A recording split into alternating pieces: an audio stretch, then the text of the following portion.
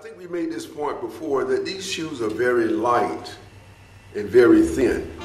Now, here again, what the main reason is lightness. You can carry it, you can get it through the airport, you fold it down, the thing is light, you can just, move it around and all that. And, if you're a small person, a big person, whatever, the thing is light, and you can make it lighter.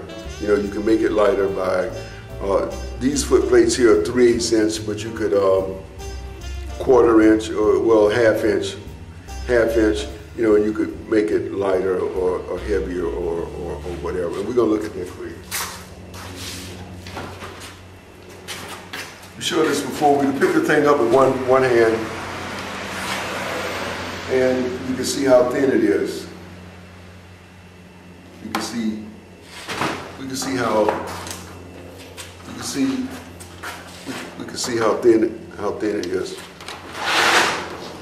You can see how thin it is without a lot of problems. And you can see I'm working my netting on the inside or on the outside, and all this. You could work it on the inside or the outside, whatever, and it goes on and on.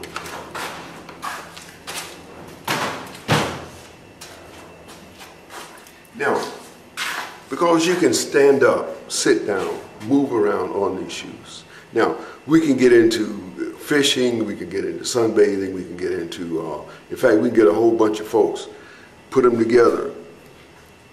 We dock a whole bunch of shoes together, and we can make a large party platform, So we're gonna keep that in mind. And another thing we can do, well, say if you're ice fishing. Now we want to use ice fishing because it's a bit extreme. It could be something else, it could be something else, but the ice fishing is a little something extreme, and so we like to use this idea of ice fishing. You could just go out on the lake. Say it's getting winter, you want to go out on the lake for whatever reason, who knows? Maybe it's fishing, maybe it's something else. But anyway, in some parts of the lake, you got ice. In some parts of the lake, you don't. But you don't have to worry about it. Now, if you're in a canoe or kayak and you're trying to go out on the ice, then you're going to have to. The thin ice will break. But as the ice get thicker, then you got to shake it and jake it and jump on it, and there's all kind of stuff try to get through the ice and all that. But with the water shoes, you put your feet in the stirrups there, in the little tie stirrups, and then you can walk on top of the ice.